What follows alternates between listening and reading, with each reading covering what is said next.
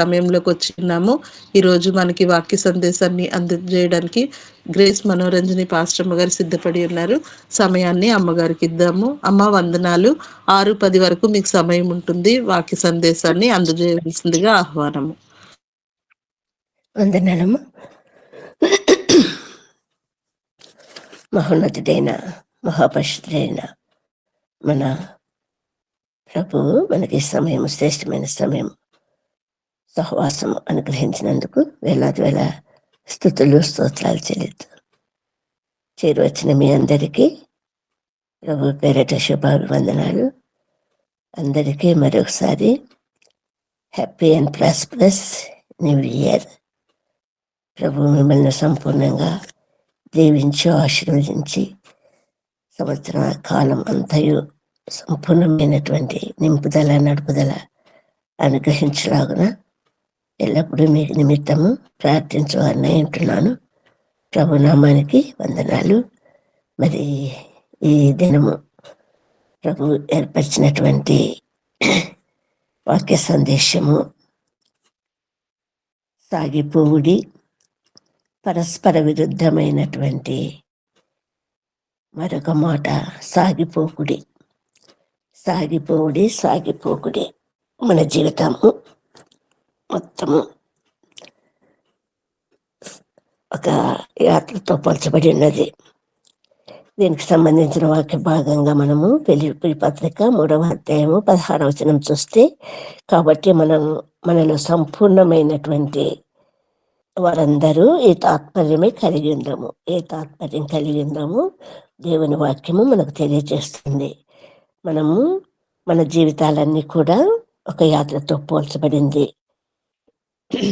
శ్రేష్టమైనటువంటి రచన జాన్ బన్నెన్ గారు రచించిన యాత్రికుని ప్రయాణము ఇందుకు నిదర్శనము. మన జీవితము తల్లి గర్భంలో ఎదిగిన శిశువు భూమి మీద పడగానే రోదనతో, కన్నీళ్లతో ఆరంభమవుతుంది, ఏడుపుతో ఆరంభమవుతుంది. అంతవరకు తల్లి గర్భంలో తల్లి పొత్తిళ్ళలు సంపూర్ణంగా మరి ఒక అల్ట్రా మోడర్న్ ఫుల్ ఎక్విప్డ్ హౌస్లో ఉన్నట్టుగా అన్ని రకాలైన సౌకర్యంతో కూడినటువంటి జీవితం 9 నెలలు బిడ్డ తల్లి కడుపులో ఎదుగుతాడు. ఏ ఆరాటం కానీ ఏ ప్రయాస కానీ లేని జీవితము. అటువంటి జీవితంలో ఉంటే తల్లి కడుపు నుండి బయటపడగానే మొట్టమొదట ఏడ్పు వినపడాలి శిశువు. ఒకవేళ ఏడ్చకపోతే మరి ఖచ్చితంగా గిల్లు గిచ్చు బిడ్డను ఏడ్చేటట్లు చేస్తారు. ఆ ఏడ్పు అన్నది జీవనానికి లేకపోతే జీవమునకు ఒక సూచన అన్నమాట. బిడ్డ ఏడవకపోతేనే ప్రమాదం, ఏడవాలి ఖచ్చితంగా. అది ప్రభు నిర్దేశించినటువంటి మార్గం అది. ఎందుకంటే మరి ఈ పాప భూయిష్టమైనటువంటి జీవితంలోనికి ఆది మానవుడైనటువంటి ఆదాము హవ్వలు ప్రవేశించిన సందర్భంగా ఫలితంగా, శాప ఫలితంగా, వేదనతో పిల్లలు కంటావన్న ఫలితంగా మరి సంతానం ఏర్పడడం ఆరంభమైంది. ఆ సంతానం అన్నది పాప ఫలితమే కాబట్టి ఆ పాప ఫలితమైనటువంటి ఆ జీవితము రోదనతోనూ కన్నీళ్లతోనూ సాగాల్సినటువంటి ప్రక్రియ. అటువంటి జీవితంలో ముందుకు సాగే సందర్భంగా మరి ప్రభువు జాలి అటువంటి భయంకరమైనటువంటి స్థితిలో నుండి ఒక రక్షణ మార్గం విస్తరింపచేయటానికి ఒక బృహత్ ప్రణాళిక కలిగినటువంటి ప్రభువు ఆ రకంగానే మరి జీవితాలను ముందుకు నడిపిస్తుంటుండగా ఆ జీవిత యాత్రలో మనమందరము పావులము సాగిపోవాలి, ముందుకు సాగిపోవాలి. ఒక హెచ్చరిక అందులో ఉంది, జాగ్రత్త సుమి, సాగిపోకుడి. శ్రేష్టమైనటువంటి ఒక అభయపూరితమైనటువంటి భయపడకండి, నిశ్చింతగా ఉండండి, మీరు ముందుకు సాగండి అన్నటువంటి అభయం ఇచ్చిన దేవుడు అదే నోటితో అదే మాట మోషే నోటి ద్వారా అదే జనాంగానికి సాగిపోకుడి అన్న వర్తమానం కూడా అందినటువంటి విషయం మనము లేఖనాలలో చూస్తుంటున్నాము. ఈ యాత్రలో దైహికమైనటువంటి యాత్ర ఆరంభమవుతుంది మనకు మొదట. ఈ దైహికమైనటువంటి యాత్రలో ప్రతి సంవత్సరము నూతన సంవత్సరాలు మనం చూస్తుంటున్నాము. సంవత్సరాలు గడిచే కొద్దీ మరి మన ఎడల నూతన కార్యాలు జరిగించాలని ఆశిస్తాం మనము. ఆ ఆశ అన్నది పూర్తి హై ఎక్స్పెక్టేషన్స్ తోటిది, ఎస్టిమేషన్ తోటి కూడుకున్నటువంటి ఆశలు. అనేకులు ముందు సంవత్సరము గడిచిన సంవత్సరంలో పూర్తి కానటువంటి అన్నీ కూడా పూర్తి చేసుకోవాలన్నటువంటి ఆరాటము, తపనతో ప్రభు ఖచ్చితంగా సహాయం చేయాలన్న కోరికతోటి అనేకమైనటువంటి ఆశలు కలిగి ఉంటున్నారు, కోరికలు కలిగి ఉంటున్నారు. ఈ లోక సంబంధమైన కోరికలు కలిగి ఉంటారు. అది గృహ నిర్మాణమే కావచ్చు, వివాహాలే కావచ్చు, పొలాలు కొనడమే కావచ్చు, వ్యాపారము కావచ్చు, బిడ్డల నిమిత్తము కావచ్చు, ఏదైనా కానీ అవి సంపూర్ణంగా ఆ కార్యాలు జరిగించాలని ఈ సంవత్సరమైన నూతన సంవత్సరమైన మరి ప్రభు దేవుడు అన్నవాడు మమ్మల్ని కనికరించి ఈ కార్యాలు పరిపూర్ణం చేసుకోవటానికి సహాయం చేయాలని ఈ లోక సంబంధమైనటువంటి వాంఛలతో, కోరికలతో సాధారణంగా ఒక సాధారణ జీవితము కొనసాగుతూ ఉంటుంది. కానీ ఒక విశ్వాస యొక్క జీవితం ఎప్పుడు కూడా ఎలా సాగుతుందంటే, భూమి నుండి దివికి ఏర్పడేటటువంటి ఈ దివికి పోవలసినటువంటి ఈ జీవితంలో మరి సంపూర్ణంగా తాను దేవుని కల్పించుకున్నటువంటి జీవితంలో ఒక సంతోషకరమైన, ఆనందకరమైనటువంటి జీవితంలో ప్రభు చిత్తించినట్లు, ప్రభు నిర్ణయించినట్లు, ప్రభు ఆశించినట్లు, ప్రభు ప్రణాళిక ప్రకారము జీవితంలో ముందుకు సాగటానికి ఇష్టపడతాడు. సంపూర్ణంగా దేవుని ఆధీనంలో ఉండి, సంపూర్ణంగా దేవుని సహాయం వలన ఆయన చేయి పట్టుకుని తనను ముందుకు నడిపించాలన్న తాపత్రయంతో ఎల్లప్పుడూ ప్రభునందు విస్తరిస్తూ, ప్రభునందు బలపడుతూ ముందుకు సాగటం జరుగుతుంది. అందుకే మరి యోహాను రాసినటువంటి పత్రికలలో మీరు ఆత్మలో వర్ధిల్లుచున్న కొలది రెండు జీవితాలకు పరస్పరము చాలా తేడా ఉంది. ఆ తేడా ఏంటంటే, ఇది బాహ్య సంబంధమైంది, దైహిక సంబంధమైంది, అది ఆత్మీయ సంబంధమైంది, పరలోక సంబంధమైనటువంటి యాత్ర. ఆ పరలోక సంబంధమైనటువంటి యాత్రకు సంపూర్ణమైనటువంటి సిద్ధపాటు ఈ లోకంలోనే జరగాలి. ఈ లోకంలో ప్రారంభమైనటువంటి యాత్ర అనేక ఇబ్బందులకు, ఇరుకులకు, ఆటంకాలకు, అవమానాలకు, ఏదైనా కానీ అవరోధాలు కలిగి ఉండొచ్చు. కానీ ఆ యాత్రలో కొనసాగనిచ్చేటటువంటి ఆ ధైర్యము, ఆ శక్తి, ఆ బలము, ఆ నమ్మకము మనకు ఆ దేవుని నుండి కలుగుతుంది. ఈ లోక సంబంధమైనటువంటి యాత్రలో మరి ఒడిదుడుకులు ఉంటాయి, లోటుపాట్లు ఉంటాయి, అన్నీ ఉంటాయి. పడటం లేయటం జరుగుతుంది. కానీ ఆత్మ సంబంధమైనటువంటి ఈ యాత్రలో సంపూర్ణంగా ప్రభు మన పక్షంగా ఉండగా మనకు విరోధి ఎవడు అన్నటువంటి పరిపూర్ణమైనటువంటి నిశ్చయతోటి, విశ్వాసంతో మన జీవితాల్లో ముందుకు నడిపించుకునేటటువంటి ఆ శక్తిని, ఆ బలాన్ని దేవుడు అనుగ్రహిస్తాడు. ఆ మార్గంలోనే మనము ముందుకు రావడానికి ప్రయత్నం చేస్తాము. దేవుడి యొక్క బృహత్ ప్రణాళికలో ఈ ఆదాము హవ్వల పతనంతో ఆరంభమైనప్పుడు తిరిగి మొదటి జీవితము అంటే పరలోకంలోని ఏదేంలోనికి ప్రవేశించటానికి దారి మార్గము ఏర్పరచబడింది దేవుని ద్వారా.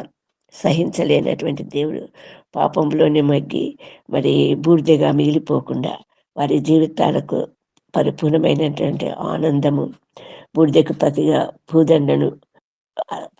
పూదండతో అలంకరించాలని ప్రభు యొక్క ఇచ్చా కోరిక ఉంటున్నది.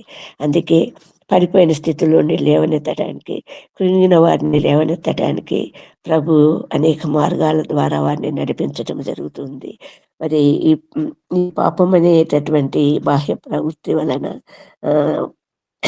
ఒక సంపూర్ణమైనటువంటి బందిఖాన, మనిషి స్వాతంత్రం కోల్పోయి బానిసత్వానికి లోనయ్యేటటువంటి పరిస్థితి. ఆ జీవితం అంతటి పాపం అనే బానిసత్వంలోనే ముందుకు సాగుతుంది. ప్రభువు అటువంటి స్థితిలో నుండి తప్పించటానికి ఏర్పరిచినటువంటి మార్గము గురించి, మరి ఈ యాత్రలో పొందబోయేటటువంటి జీవితం యొక్క అమూల్యమైనటువంటి అంశాలను గురించి, ప్రభు యొక్క కాపుదల ఎట్టిది, భద్రత ఎట్టిది, ప్రభు యొక్క ఉద్దేశం ఎట్టిది, ప్రభు ఎలా నిన్ను ముందుకు నడిపించాడు అన్న దానికి తార్కాణంగా ప్రభు మనల్ని ఇస్రాయేలీలను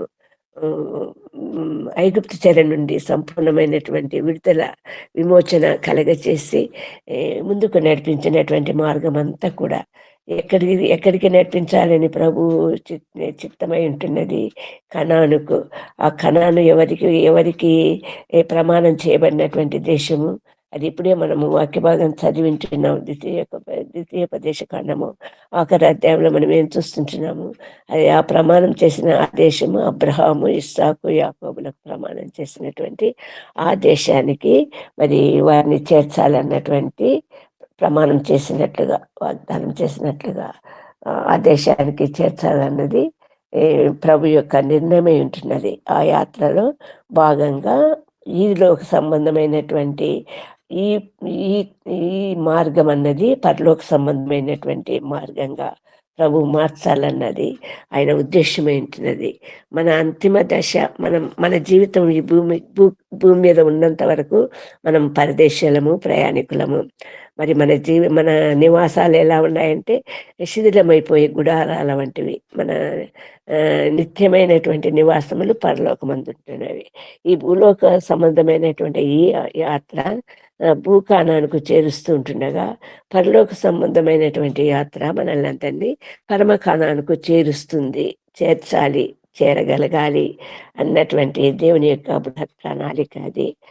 తప్పిపోయినటువంటి కుమారుని తిరిగి చేర్చుకున్నట్లుగా ఈ భూమి మీద ప్రతి మానవుడు తను చేసే తప్పిదముల నిమిత్తము అనేక విధమైన శ్రమలు, సంతోషం లేదు, దుఃఖంతో కూడినటువంటి జీవితంతో ముగిస్తాడు.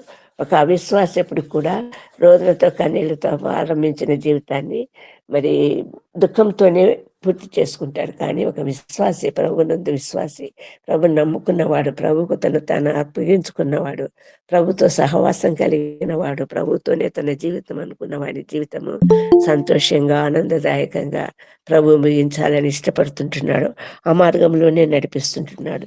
ఈ మార్గం గురించి మనకు మొదట ఎటువంటి మార్గంలో ప్రభు మనల్ని నడిపిస్తుంటున్నాడు, మనం ఏ జాగ్రత్త తీసుకోవాలి, ఏ సందర్భంలోనైనా ప్రభు నోట నుండి మోషే ద్వారా పలికినటువంటి మాట సాగిపోకుడి అన్నటువంటి మాట వినవలసి వస్తుందేమోనన్నటువంటి భయంతో ఆ సంపూర్ణములైనటువంటి జీవితాలను కలిగినటువంటి వారంగా, ఆ తాత్పర్యం కలిగినటువంటి వారంగా మన జీవితాలలో ముందుకు సాగవలనన్నటువంటి ఒక మార్గాన్ని ఇశ్రాయేలు ద్వారా మనకు చూపిస్తుంటున్నాడు ప్రభు.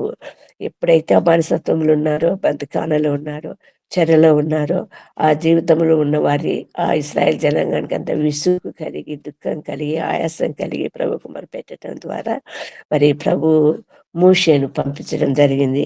ఇక్కడ మనకు ఏం కనిపిస్తుందంటే యెషయా గ్రంథము 18వ అధ్యాయము 2వ వచనం ఒకసారి చూడండి. యెషయా గ్రంథము 18వ అధ్యాయము 2వ వచనం మాత్రము.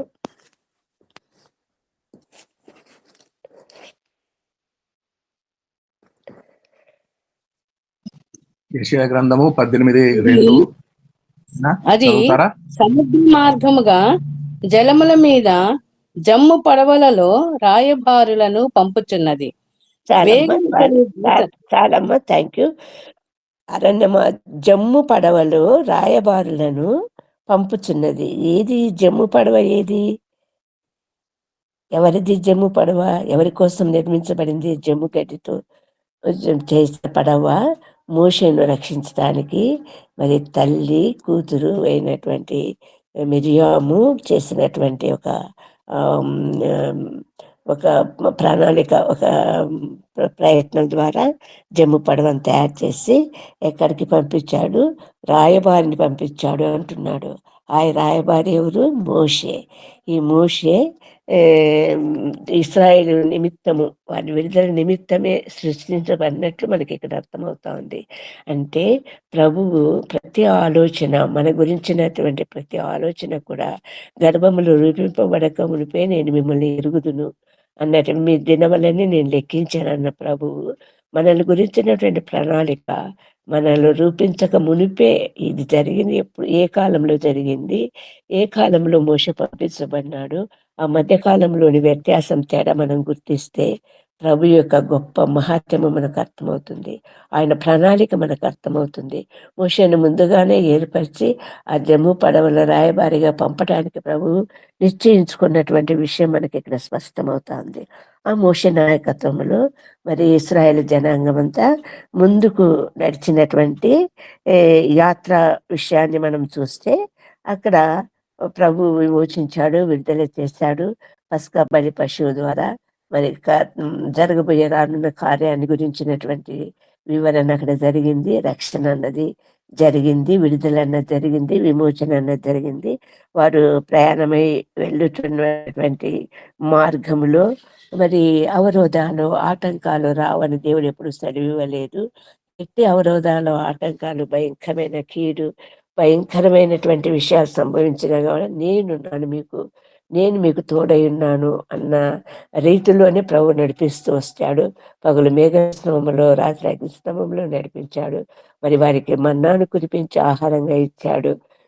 మరి రాతి బండను చీల్చి నీళ్ళు ఇచ్చాడు. ఈ ఏర్పాట్లన్నీ ప్రభు సంపూర్ణంగా వారి యాత్రలంతా కూడా వారిని ముందుకు నడిపించిన ప్రభువును మనము చూస్తుంటున్నాము ఈ యాత్రలో. అటువంటి యాత్రలో ముందుకు సాగేటప్పుడు మన మానవ రీతిగా బలహీనమైనటువంటి హృదయము, పటుత్వం లేని హృదయము, సంపూర్ణ విశ్వాసం లేని హృదయము, సంశయించే హృదయము, శంకించే హృదయము వారికి ఎప్పుడైతే ఎర్ర సముద్రం అడ్డం వచ్చిందో ఆ సముద్రం యొక్క అడ్డుగోడగా నిలిచింది. ముందుకు ప్రయాణం చేయలేనటువంటి పరిస్థితి, వెనుక నుండి ఫరో సైన్యము తరుముకొస్తున్నటువంటి పరిస్థితి. అటువంటి సందర్భంలో మరి భయంతో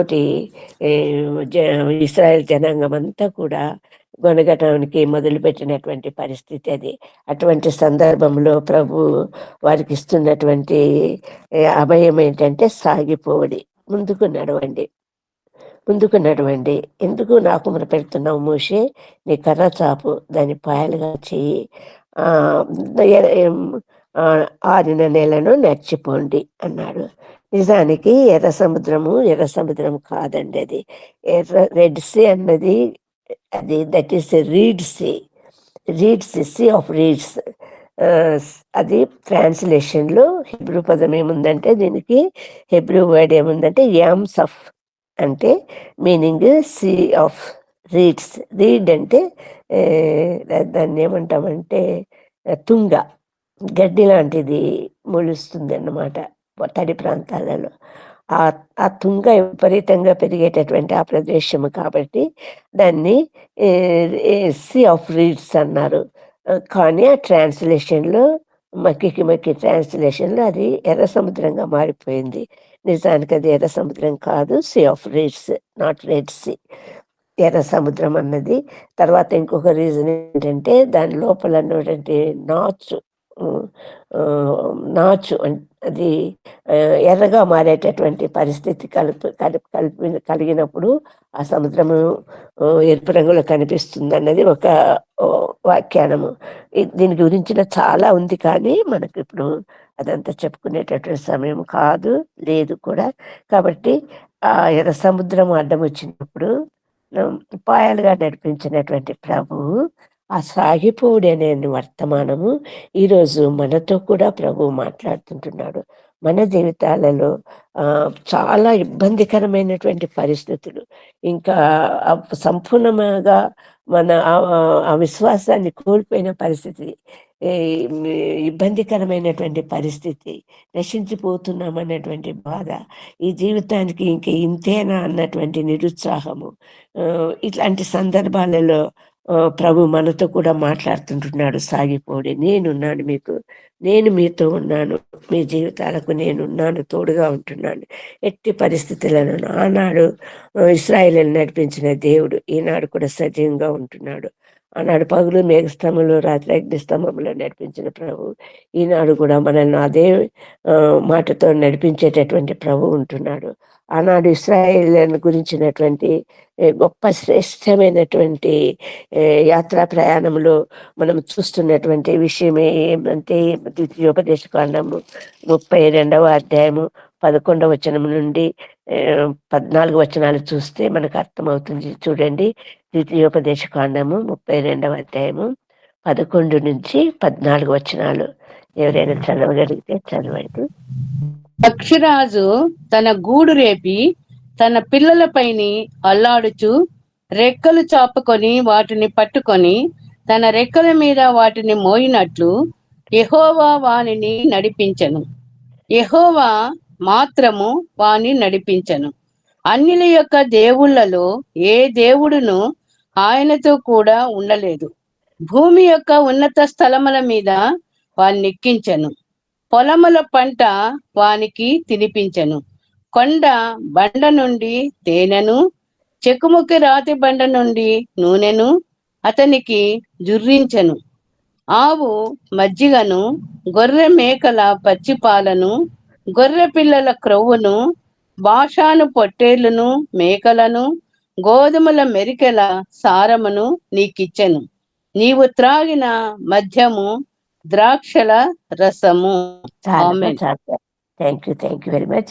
మరి ప్రభు ఆశీర్వదించి ఇశ్రాయేలు జనాంగమని ఎంత శ్రేష్టమైనటువంటి నడుపుదల అనుగ్రహించాడంటే, సంపూర్ణమైనటువంటి నడుపుదల.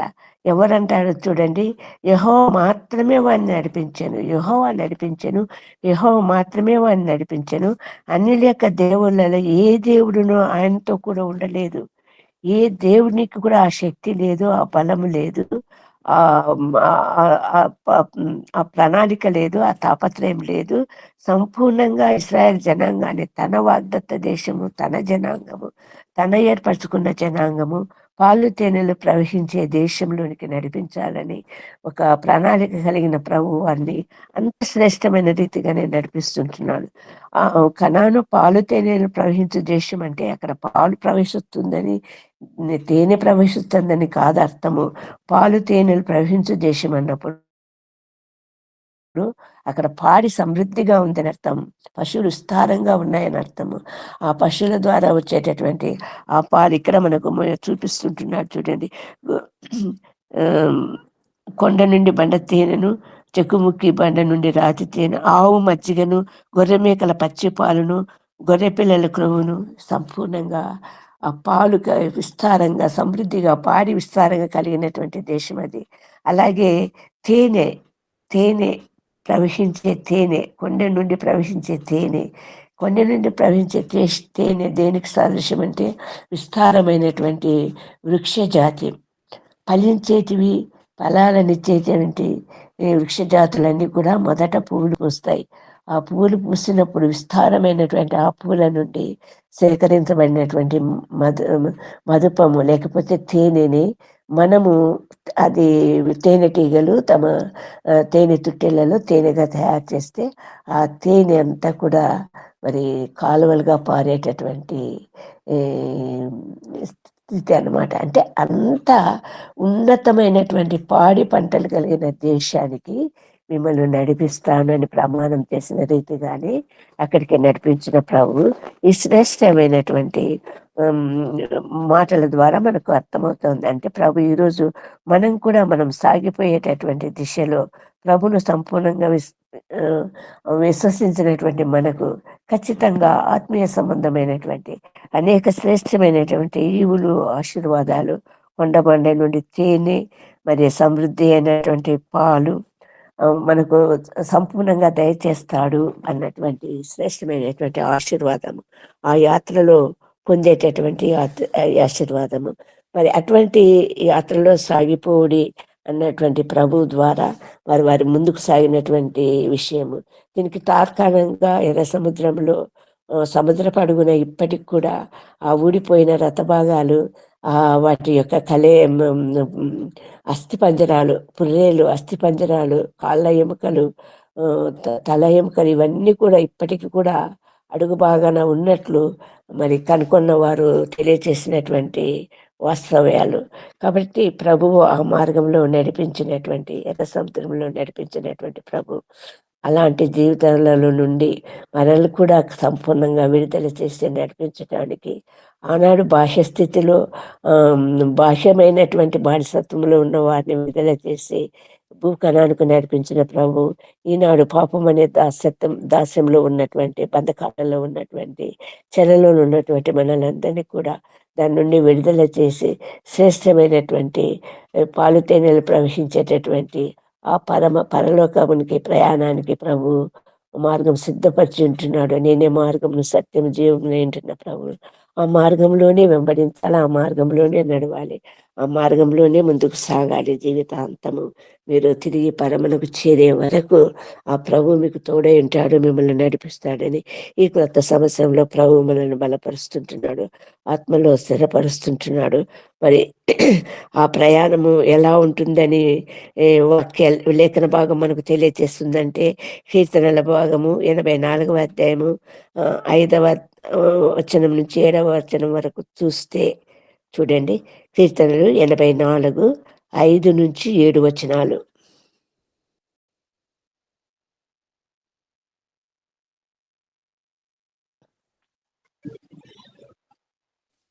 నీ వలన బలమునందు మనుష్యులు ధన్యులు, యాత్ర చేయు మార్గములు వారికి అతి ప్రియములు.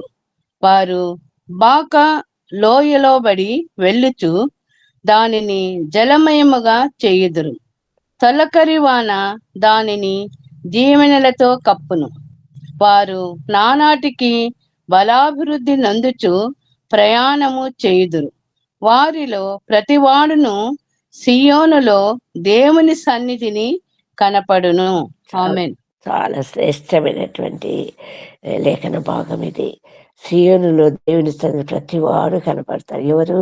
నీ వలన బలమునందు మనుషులు ధన్యులు. మరి వారి యాత్రా మార్గం గురించి ప్రభు సెలవిస్తుంటున్నాడు. ఆయన వలన బలం నొందిన మనుషులు, ఆయన వలన కృప నొందిన మనుషులు, ఆయన చేత పట్టుకుని నడిపించిన మనుషులందరికీ కూడా వారి యాత్ర ఎలా ఉంటుందంటే అంత శ్రేష్టమైనటువంటి యాత్రగా ఉంటుంది. ముగింపు ఎలా ఉంటుందంటే వారు సియోను చూస్తారు, పరమ యెరూషలేమును చూస్తారు అన్నటువంటి వాగ్దానం ఇక్కడ మనకు కనిపిస్తూ ఉంది. అయితే ఈరోజు ఈనాడు మనకు కూడా ఈ నూతన సంవత్సరంలో ఆ శ్రేష్టమైనటువంటి ఆ బలమైనటువంటి దేవుని సన్నిధి మనతో కూడా నుండి సంపూర్ణంగా నడిపించి మనల్ని ఎక్కడ చేరాలని ప్రభు ఇచ్చేయించి ఉంటున్నాడో ఆ ఇచ్చేయించినటువంటి ఆ పరమశివపురానికి ప్రభు చేర్చడానికి సిద్ధంగా ఉంటున్నాడు.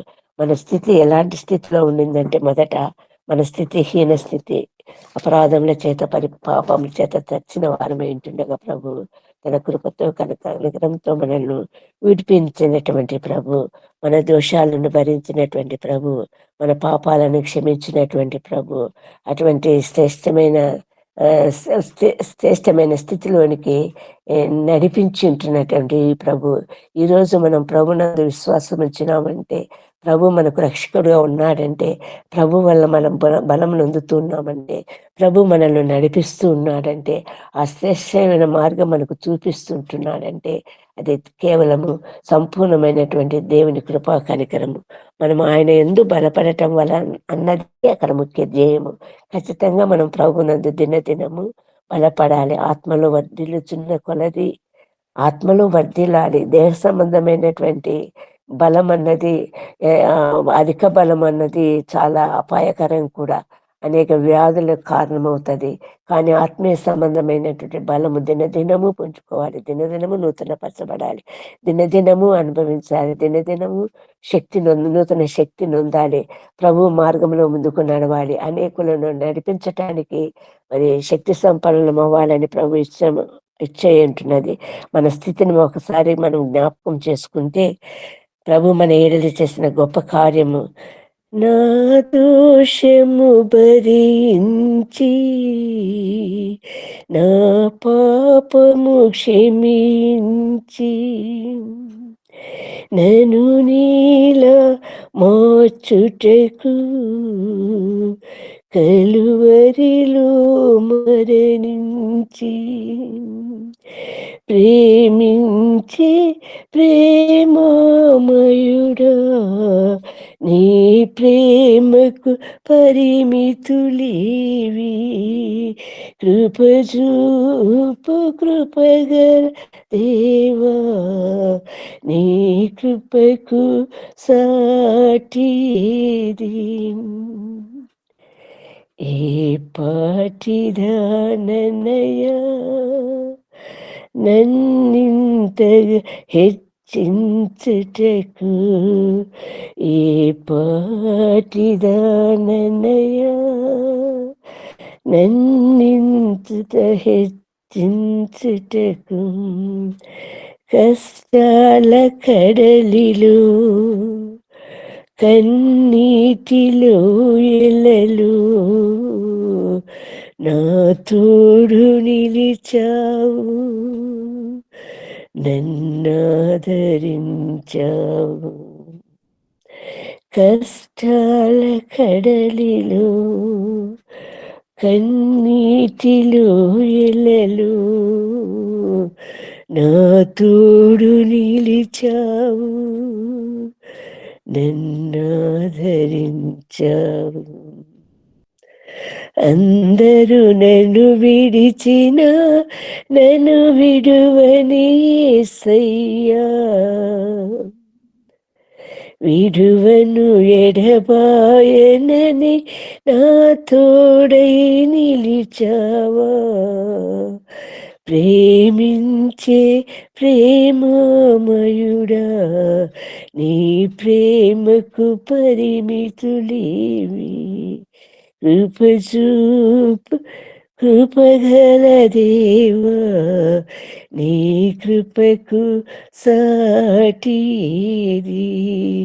కృపచూపు కృపగల దేవా నీ కృపకు సాటిది. అవును, అమితమైన కృప, మితిలేని కృప, కృప వెంబడి కృప మనల్ని ఆదరిస్తుంటుండగా ఆనాడు ఎర్ర సముద్రం పాయలుగా చీల్చి ఆరిన నేలను నడిపించిన ప్రభు ఈనాడు కష్టాల కడలి సముద్రము, ఆ కష్టాల సముద్రము మనకు ఎదురైనప్పుడు దాన్ని పాయలుగా చీల్చి ఆరిన నేలను మరి నెమ్మది అయిన జీవితాన్ని, సమాధానకరమైనటువంటి జీవితాన్ని అనుగ్రహించడానికి ప్రభు సిద్ధంగా ఉంటున్నాడు. అటువంటి స్థితిలో మన యాత్ర కొనసాగాలని ప్రవేశిస్తుంటున్నాడు. అనుక్షణము మనల్ని బలపరుస్తున్నాడు. కొనసాగండి, ముందుకు నడవండి, పరిగెత్తండి పరిగెత్తండి అని ప్రభు ఆదేశిస్తుంటున్నాడు. మనకు తన చిత్తాన్ని మనకు కనపరుస్తుంటున్నాడు. కాబట్టి అటువంటి స్థితిలోనికి మనము నడిపించినప్పుడు బహు జాగ్రత్తగా ముందుకు నడవాల్సిన అవసరము. ఆనాడు మోషే నోట నుండి వెలువడిన మాట సాగి పోకుడి అని ఎప్పుడు వెలువడిందంటే, ఎప్పుడైతే వారు ప్రభువు ఆ కణాను చూపించాలని వేగుల వారిని పంపి 40 దినాలు గోత్రానికి ఒక చొప్పున 12 మందిని పంపించి ఆ కణాను యొక్క స్థితిగతులు, అక్కడ ఉన్న పరిస్థితులు, అక్కడ ఉన్నటువంటి సంపూర్ణంగా దాన్ని వేగు చూసి రండి అని సెలవిచ్చినప్పుడు 12 మంది తిరిగి వచ్చినప్పుడు ఒక కాలేబు యెహోషువ మాత్రమే దానికి అనుకూలంగా ఖచ్చితంగా మనము ఆ ప్రదేశాన్ని ఆక్రమించుకోవచ్చు, ఆ స్థలము మనకు ఇవ్వబడిన స్థలాన్ని ఆక్రమించుకోవచ్చు అని చెప్పినప్పుడు మిగతా 10 మంది కూడా దానికి వ్యతిరేకంగా ఆ అమాలేకులు బలిష్ఠులు, వారితో మనం గెలవలేము అన్నటువంటి ఒక నిరుత్సాహాన్ని కలిగించినప్పుడు ఇశ్రాయేలు జనాంగంలో, సాగిపోయే ఇశ్రాయేలు జనాంగంలో ఒక విధమైనటువంటి మనస్సులో అవరోధం ఏర్పడింది, ఆటంకం ఏర్పడుతుంది, తమ ప్రాణం మీద భీతి కలిగింది, తమ ప్రభు యొక్క శక్తిని శంకిస్తుంటున్నారు. అద్భుతంగా ఎర్ర సముద్రాన్ని దాటించిన ప్రభు యొక్క శక్తిని విస్మరిస్తూ ఉంటున్నారు. తిరిగి తమ పాత జీవితాన్ని కోరుకుంటున్నారు. మనలో ఒక నాయకుని ఏర్పరచుకొని తిరిగి మనం ఐగుప్తుకు వెళుదాం రండి అన్నటువంటి ఒక నిశ్చయిత కలిగినప్పుడు చాలా కోపగించుకున్నటువంటి ప్రభు వారిని తిరిగి కణానికి చేర్చను అన్నటువంటి ఒక ప్రమాణం అక్కడ చేసి ఉంటున్నాడు. మీరు తిరిగి వెళ్ళారని అక్కడే 20 ఏళ్ళను పైబడిన వారందరినీ కూడా ఆ అరణ్యంలోనే రాలిపోయేటట్లు ప్రభు చేసి ఉంటున్నటువంటి సంఘటన మనం ఎక్కడ చూస్తుంటున్నామంటే సంఖ్యాకాండము 14వ అధ్యాయం 15 అధ్యాయాలలో 14వ అధ్యాయాలలో ముందుగా మనము చాలా చక్కని విషయంగా ఇక్కడ చూస్తుంటున్నాము.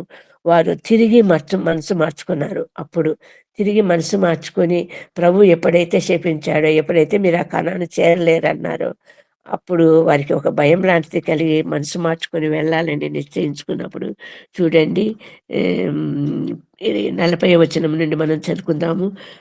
సంఖ్యాకాండము 14వ అధ్యాయము 40వ వచనం నుండి చదువుకుంటే వారు ఉదయముననే లేచి ఆ కొన మీదకెక్కి ఉదయమున లేచి ఆ కొండ కోన మీదకెక్కి చిత్తమండి మేము పాపము చేసిన వారము, యెహోవా చెప్పిన స్థలమునకు వెళ్ళుదము అనిరి. అప్పుడు మోషే, ఇది ఎలా? మీరు యెహోవా మాట మీరుచున్నారేమి? అది కొనసాగదు. యెహోవా మీ మధ్యను లేడు కనుక మీ శత్రువుల ఎదుట హతము చేయబడుదురు. మీరు సాగిపోకుడి. ఆమె మీరు సాగిపోకుడి. ఎంత కఠినమైనటువంటి నిర్ణయం! ప్రభు సహించలేనటువంటి విషయము. ఆ అపనమ్మిక, ఆ విశ్వాసము ఎట్టి పరిస్థితుల్లోనూ కొండలను మిట్టలను తత్తరిలా చేయగలిగినటువంటి ప్రభు, తుత్తనీలుగా చేయగలిగినటువంటి ప్రభు, ఏ అవరోధము, ఏ ఆటంకమైన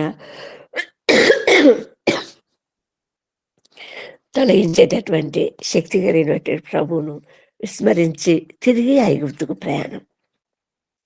కుక్క తన వాంతికి తిరిగినట్లుగా వారి ఆలోచనలు, బలహీనమైనటువంటి మనస్తత్వము, శక్తిహీనమైనటువంటి మనస్తత్వము, మనస్సు బలహీనము, హృదయం బలహీనము. అటువంటి స్థితిలో వారికి ఎదురైనటువంటి సమాధానము, కొనసాగకుడి, దేవుని రాజ్యానికి మీరు అర్హులు కారు, ఆ రాజ్యం మీకు ఇవ్వను, మీరు అందులో ప్రవేశింపరు. ఈ కఠిన నిర్ణయము ప్రభు మన ఎడల మరి తీసుకునకుండా ప్రభు మన చూపించినటువంటి మార్గంలో ఎట్టి పరిస్థితుల్లో పరిపూర్ణమైనటువంటి సంపూర్ణమైనటువంటిగా ఆ తాత్పర్యం కలిగినటువంటి వారుగా మన జీవితాలలో ముందుకు సాగాలని ప్రభు చేస్తుంటున్నాడు. ఈ సందర్భంగా మనము 2 విషయాలు మనం చూసుకొని ముగించుకుందాము. ఒకటి ఏంటంటే లూకాసు వార్త 9వ అధ్యాయము 62వ వచనం ఒకసారి చూద్దాము. లూకాసు వార్త 9వ అధ్యాయము 62వ వచనం.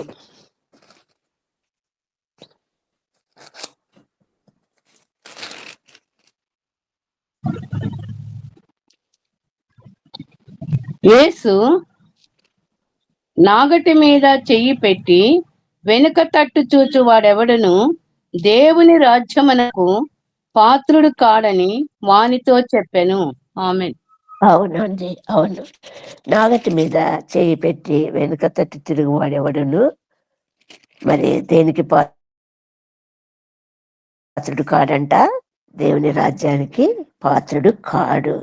మరి ప్రభు స్పష్టంగా చెప్తున్నాడు, వెనుక తట్టి చూసి వాడెవడు దేవుని రాజ్యానికి అర్హుడు కాడు. దేవుడు సిద్ధపరిచినటువంటి ఆ పరలోక రాజ్యానికి నువ్వు వారసుడు కాలేవు, ఆ స్వాస్థ్యాన్ని నువ్వు పొందలేవు. ఎవరికి చెప్తున్నాడు ఈ మాట? ప్రభువును వెంబడించేటటువంటి వారితో ప్రభు ఏమంటున్నాడంటే, ఒకరికి మాత్రము నీ వెంట వచ్చేదంటే వద్దంటున్నాడు. మరి కానీ వచ్చి పిలిచిన వారు దాని పిలుపుకు లోబడకుండా ఉన్నటువంటి వారిని చూస్తుంటాము. ఆయన మరి ఒకరిని చూచి 59వ వచనము, నా వెంట రమ్మని చెప్పగా అతన్ని నేను వెళ్ళి మొదట నా తండ్రిని పాతిపెట్టి వచ్చుటకు సెలవిమ్మని మనవి చేయగా, ఆయన మృతులు తమ మృతులను పాతి పెట్టుకొని నిమ్ము, నీ వెళ్ళి దేవుని రాజ్యమును ప్రకటించమని చెప్తున్నాడు. మరి ఒకటి, ప్రభువా నీ వెంట వచ్చేదనంటే నా ఇంట సెలవిమ్మని అడగా నా ఇంట నున్న వారి యొద్ద సెలవు తీసుకుని వచ్చుటకు మొదట నాకు సెలవు ఇవ్వమని. ఈ లోక సంబంధమైనటువంటి అడ్డంకులు, ఆటంకాలన్నీ కూడా ప్రభువుని వెంబడించటానికి, ప్రభుతో నడవటానికి, ప్రభు యొక్క బోధ వినటానికి ప్రభు సిద్ధపడినటువంటి జనాంగం గురించి ప్రభు మాట్లాడుతుంటున్నాడు. ప్రభుతోనే ఉంటున్నారు కానీ వారికి మధ్యలో వారి యొక్క సంపూర్ణమైనటువంటి నిగ్రహ శక్తిని కోల్పోయినటువంటి, అంటే ఈ లోక సంబంధమైనటువంటి ఆలోచనలు, ఈ లోక సంబంధమైనటువంటి తాత్పర్యం కలిగినటువంటి వారుగా మనకి ఇక్కడ కనిపిస్తుంటున్నారు. అటువంటి వారు ఎప్పుడు కూడా దేవుని రాజ్యంలో ప్రవేశింపలేరని, నాగటి మీద అంటే పొలం దున్నేటటువంటి నాగటి మీద చేయి పెట్టినప్పుడు ముందుకే సరైన రీతిలో పొలం దున్నబడుతుంది, చదువు చేయబడుతుంది, విత్తనాలు నాటబడతాయి, చక్కటి ఫలితము ఫలించటం జరుగుతుంది. అలా కాకుండా అర్ధాంతరంగా సగం సగంగా కార్యం జరపాలని కుంటి నడవటం అన్నది, త్రోవ తప్పి నడవటం అన్నది జీవిత యొక్క యాత్రలో అవరోధాలు అవుతాయి అన్నది ప్రభు హెచ్చరిక. సంపూర్ణంగా అప్పగించుకోవాలి. దేవుని యొక్క చిత్తానికి సంపూర్ణంగా లోబడి ఉండాలి. దేవుని యొక్క చిత్తం గ్రహించడానికి సిద్ధపడాలి. ఆయన మాటలు వినటానికి సిద్ధపడాలి. ఆయన ఆదేశాలకు లోబడటానికి సిద్ధపడాలి. అటువంటి జీవితంలోనే మనకు ముందుకు సాగినప్పుడు మాత్రమే దేవుని రాజ్యాన్ని స్వతంత్రించుకుందాము అన్నటువంటి హెచ్చరిక ప్రభు మనకు అనుగ్రహిస్తున్నాడు. అంతేకాకుండా హెబ్రీలకు రాసిన పత్రిక 12వ అధ్యాయం ఒకసారి చూస్తే మొదటి వచనాలలో శ్రేష్టమైనటువంటి సందేశం మనకి ఇవ్వబడతా ఉంది. మన జీవిత యాత్రలో కొనసాగించబడేటటువంటి ఈ జీవిత యాత్రలో మరి సంపూర్ణంగా కొనసాగాలి. ఆ దేవుడు సిద్ధపరిచినటువంటి రాజ్యంలో మనం పాల్గొనాలి. భూలోక సంబంధమైనటువంటి యాత్ర కాదు, పరలోకమైనటువంటి సంబంధ యాత్రలో భూమి మీద ఉండంగానే మన యాత్ర పరిపూర్ణం కావాలి, మార్గం సిద్ధపరచబడాలి. సంపూర్ణంగా సిద్ధపడినటువంటి వారంగా ప్రభు రెండవ మారు తిరిగి వచ్చినప్పుడు నీవు మృతుడమైనా నేను మృతుడైనా కానీ మరి మొదట మనల్ని లేపేయటానికి ప్రభు సిద్ధంగా ఉంటున్నాడు. తనతో కొనిపోవటానికి సిద్ధంగా ఉంటున్నాడు. ఇక్కడ 12వ అధ్యాయంలో మనం ఏం చూస్తుంటున్నాం చూడండి. మొదటి వచనం నుండి చదవండి.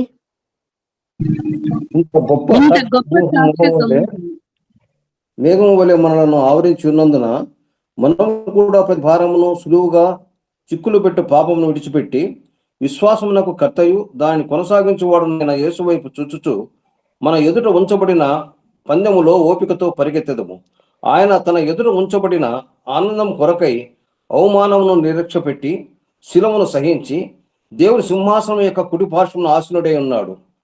మీరు అలసట పడకయు మీ ప్రాణములు విసుకకయు ఉండునట్లు పాపాత్ములు తనకు వ్యతిరేకంగా చేసిన తిరస్కారం అంతయు ఓర్చుకొని ఆయనను తలంచుకొనడి. చాలండి. ఎంత గొప్ప శ్రేష్టమైనటువంటి వాక్య సందేశం మనకి ఇవ్వబడతా ఉంది. ఇంత గొప్ప సాక్ష్యం. ఒక్క స్టెఫెన్ చాలు మనకు. ఒక్క స్టెఫెన్ రాళ్ళతో కొట్టబడి చంపబడినాడు. ఆయన యొక్క సాక్ష్యం ఎంత బలమైన సాక్ష్యం అంటే అంత గొప్ప సాక్ష్యము. అటువంటి తిరస్కారానికి అవమానానికి లోబడిన వాడు కూడా ప్రభువు చూస్తూ ఉంటున్నాడు. ఆ శ్రమలలో ప్రభువును చూస్తుంటున్నాడు. తన ఆత్మను అప్పగించుకుంటున్న స్టెఫెన్ లాంటి జీవితం మనకు కావాలని ప్రభు ఇచ్చేస్తుంటున్నాడు. మరి ప్రభు కూడా అంత గొప్ప సాక్ష్యంగా మన మధ్య నిల్చుంటున్నాడు. ఆయన ఎంత నిర్లక్ష్య పెట్టారు, ఎంత అవమానం ఇచ్చారు, ఎంత ఘోరమైన హింసలకు పాలు చేశారు. అటువంటి ప్రభువు కూడా మరి అదంతా కూడా తిరస్కారం అంతా కూడా ఓర్చుకొని మనకు రక్షణ అనుగ్రహించిన ఆ దేవుని తలుచుకున్నప్పుడు ఆ సిలువను మనము మోస్తూ కూడా అదే మార్గంలో ముందుకు సాగాలన్నటువంటి నిశ్చయత ప్రభు మనకు కలుగచేస్తుంటున్నాడు. కాబట్టి మన ఎదుట ఉంచబడినటువంటి పందెంలో ఓపికగా పరిగెత్తాలి, మధ్యలో ఆగిపోకూడదు, అలసిపోకూడదు, దారిలో పడిపోకూడదు, కింగిపోకూడదు. మరి శక్తి తెచ్చుకోవాలి, బలము పొందాలి, ప్రభు నుండి బలము. ఆ బలము ఆత్మబలం. అది శారీరక సంబంధమైన బలం కాదది. ఆత్మబలము. శారీరక సంబంధంగా నువ్వు బలహీనుడు ఉండొచ్చు, రోగగ్రస్తుడు ఉండొచ్చు, చితికిపోయి ఉండొచ్చు, జీవితంలో అన్ని కోల్పోయి ఉండవచ్చు, యోగులాగా. ఎట్టి పరిస్థితుల్లో అది శారీరక బలహీనత కలగచేస్తుంది. కానీ ఆత్మ బలం అన్నది యోబు చెప్పినట్లుగా నేను కనులారా ప్రభును చూచి తిని నేను దుమ్ము ధూళినై బూడిదల పొరలాడుచున్నాను అంటున్నాడు. తన యొక్క హీన స్థితిని, దీన స్థితిని మరి యోబు గ్రహించినటువంటి స్థితి అది. కాబట్టి మన జీవితాలలో కూడా ప్రభు మనము, ఈ లోకము మనది, శాశ్వతం కాదు, మనం పరదేశులము, పరవాసులం అంటున్నాడు. అటువంటి ఈ దేశం, ఈ భూమి మీద ఏదైనా కూడా అది నిరర్థకమే. అది మన వెంట రాదు, మనం ఏది కొనిపోము. అన్న వాస్తవికతను ప్రభు మనకు గుర్తు చేస్తుంటున్నాడు. మన ప్రయాస అంతా కూడా, ఆ ప్రయాస అంతా కూడా ఎలా ఉండాలి అంటే ప్రభువే తీర్చగలిగి వాడు తీస్తానని మాట ఇచ్చిన ప్రభు మనతో ఉంటున్నాడు కాబట్టి ఆ భారం చాలా చులకనగా మనకు కనపడుతుంది. ఆ సంతోషము, ఆనందం కనిపిస్తుంది. ఎలా స్టెఫను ప్రభువును దర్శనం చూసి ప్రభువును గురించినటువంటి గొప్ప సాక్ష్యం ఇచ్చాడో అలాంటి సాక్ష్యం ఇవ్వగలిగినటువంటి స్థితిలోకి మనం నడిపించాలని దేవుడు ఇచ్చేయించుకున్నటువంటి వాడుగా మనకు కనిపిస్తున్నాడు. కాబట్టి మన ఎదుట ఉంచబడినటువంటి పందెములు ఓపికగా పరిగెత్తాలి అన్నటువంటి దృఢ నిశ్చయత మనం కలిగి ఉండాలి. జీవిత యాత్రలో మనం కల్వరి మార్గ యాత్రికులం కావాలి. కల్వరి మార్గ యాత్రికులమైనప్పుడు మాత్రమే మనము ఆ సియోను కొండకు చేరుకుంటాము, ఆ పట్టణాన్ని చూస్తాము, ఆ పట్టణంలో ప్రభుత్వం కూడా ఉంటాము అన్నటువంటి సంపూర్ణమైనటువంటి నిశ్చయత మనకు కలిగి ధైర్యంతో కృపాసనం యొద్దకు మనము చేరటానికి సంపూర్ణమవుతాము. ప్రభు అట్టి జీవితం మనకు అనుగ్రహించాలని, అట్టి మార్గం మనకు చూపించి ఉంటుండగా ఆ మార్గంలో మాత్రమే మనం ముందుకు సాగాలండి. ఈ లోక సంబంధమైనటువంటి జీవితంలో కొత్త సంవత్సరంలో తీసుకునే నిర్ణయాలు చాలా మంది చాలా నిర్ణయాలు తీసుకుంటుంటారు. కానీ ఆత్మ సంబంధమైన ఆయన బిడ్డలుగా మనం తీసుకునేటటువంటి నిర్ణయాలు ఆత్మ సంబంధమైనటువంటి నిర్ణయాలుగా ఒక పరిపూర్ణత సాధించేటటువంటి విషయాలుగా అదే ఫిలిప్పు పత్రికలో రాయబడింది.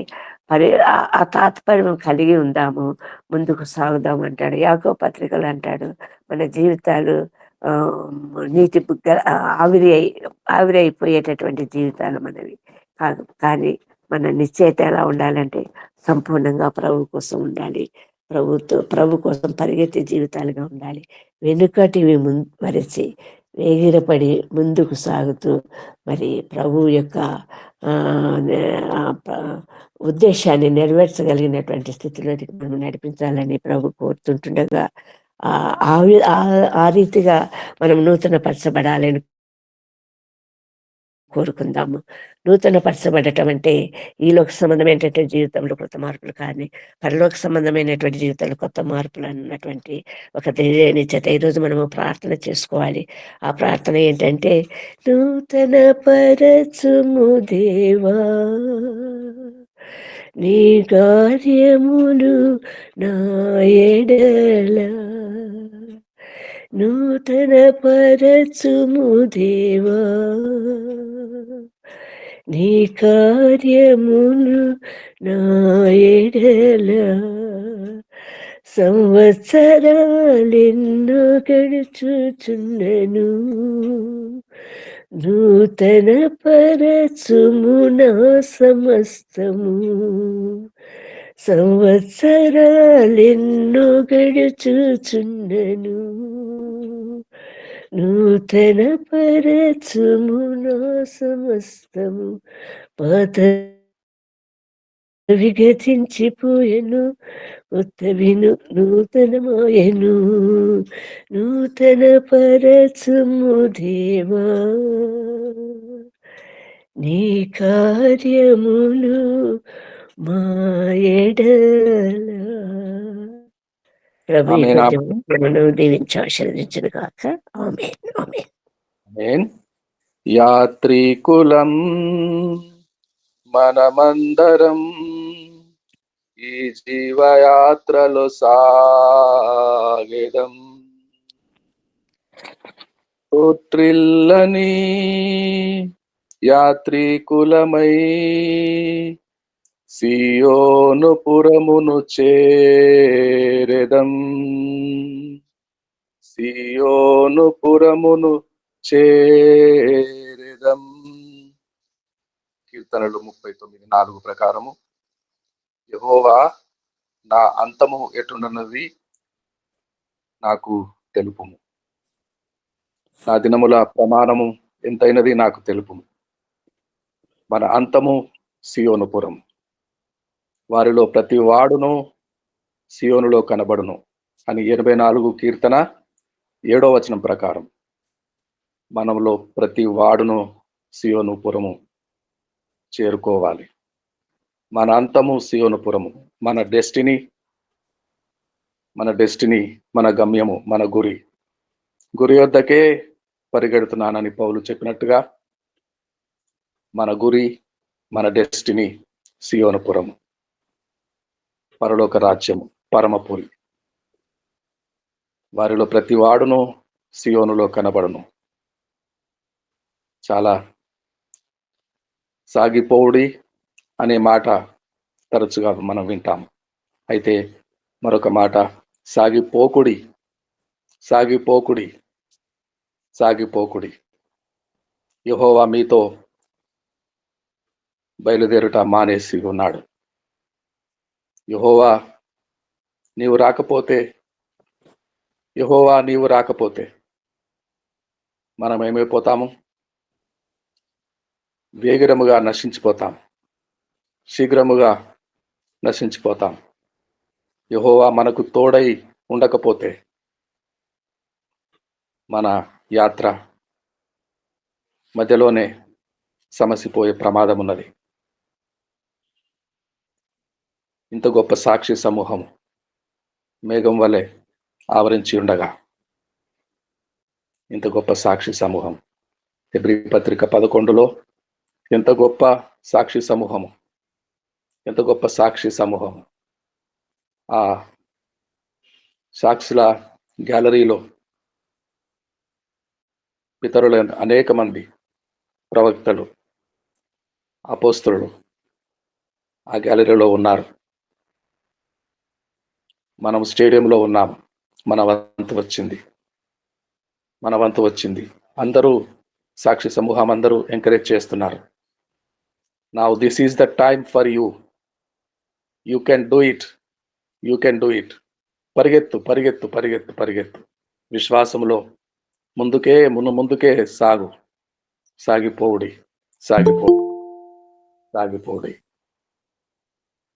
చాలా శ్రేష్టమైన, విలువైన, అమూల్యమైన వాక్యమే మనం విన్నాం. సాగిపోవుడి, సాగిపోకుడి. సాగిపోవుడి అనే ఎర్ర సముద్రము దగ్గరికి వచ్చినప్పుడు ముందు నొయ్యి వెనుక గొయ్యి అన్నట్టుగా, వెనుక ఫరో సైన్యము దండు, ముందు ఎర్ర సముద్రము. అయితే యెహోవా సేవకుని మాట సాగిపోడి, గో ఫోర్త్, తర్వాత సాగిపోకుడి అనే మాట ఎంత భయంకరమో ఆ మాట మనం ఎప్పుడూ మన జీవితంలో వినకుందుముగాక. చాలా శ్రేష్టమైన వాక్యము అందించారు మనోరంజనమ్మ గారు, గ్రేస్ మనోరంజనమ్మ గారు. మీకు ఆయురారోగ్యములు మెండుగా కలునుగాక. దీర్ఘాయుష్షు చేత దేవుడు మిమ్మల్ని తృప్తిపరచునుగాక. వందనాలమ్మా. జాన్సన్ గారు చిన్న మాట ప్రార్థన చేస్తారా? జాన్సన్ గారు ఒక మాట. పరిశుద్ధ నీకే స్తోత్రం ప్రభువానికి వందనాలయ్యా. గొప్ప దేవుడా, మహాదేవుడా, మహాకరుడా, సర్వోన్నతుడా నాయనా నీకే వేలాది వందనాల తండ్రి. అయినా నా తండ్రి, నా ప్రియ ప్రభు, ఇదిగోనైనా మమ్మల్ని ప్రభా తల్లి గర్భంలో అయినా ప్రభా మేము రూపొందపడక ముందే మమ్మల్ని పేరు పెట్టి పిలిచిన గొప్ప దేవా, మా యందు ఒక గొప్ప నూతన నైనా ఉద్దేశాలు, ఒక ప్రణాళికలు కలిగిన వాడా, ఎంతో నైనా ప్రేమ చూపినైనా ప్రభా మా యందు రక్షణ భాగ్యం ఇచ్చిన వాడా నాయనా నీకు వేలాది వందన.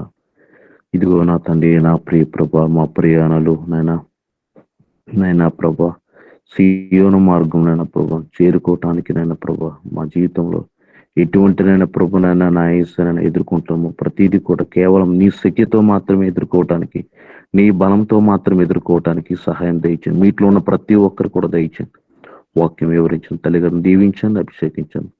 ఈ మీటిని నడిపిస్తున్న దైవజనులను దీవించండి, అభిషేకించండి. మీట్లో ఉన్న ప్రతి ఒక్కరిని దీవించండి. ఈ దినమంతా కూడా కేవలం నేను నీ కృపా కాపుదల, నీ రెక్కల చాటున మీట్లో ఉన్న మా అందరికీ, మా కుటుంబాలకి నైనా రక్షణ భాగ్యం దయచేయమని నీకే మహిమ చెల్లిస్తూ యేసు పరిశుద్ధ నామములో స్తుతించి అడిగి వేడుకుంటున్నాను తండ్రి. ఆమేన్.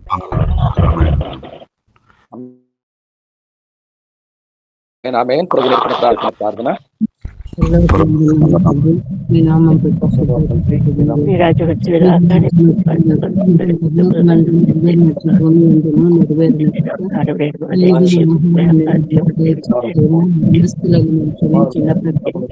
మా అపరాధములను క్షమించుము. ఎందుకంటే రాజ్యం, బలం, శక్తి, మహిమ నిరంతరము మీరైనారు తండ్రి. ఆమేన్, ఆమేన్, ఆమేన్. ఆమెన్ ఆమెన్. చాలా అమూల్యమైన వాక్య పరిచర్య చేసిన అమ్మగారు గ్రేస్ మనోరంజన్ అమ్మగారు ఆశీర్వాదం విడుదల చేస్తారు. మనం ఇంతటితో తెలుగు సభ ముగించుకొని హిందీ సభలో ప్రవేశిస్తాము. గ్రేస్ మనోరంజన్ అమ్మ. మన తండ్రి అయిన దేవుని ప్రేమ, ప్రభు అయిన యేసుక్రీస్తు కృప, పరిశుద్ధాత్మిక అన్యోన్య సహవాసము ఇప్పుడు ఎల్లప్పుడు సదాకాలం మనందరి పైన, మన కుటుంబాల పైన, మరి ముఖ్యంగా మరి కంటి ఆపరేషన్ నిమిత్తము ముందుకు సాగుతున్నటువంటి ధనరాజు గారి పైన, వారి కుటుంబం పైన సదాకాలము తోడ ఇండును కాక.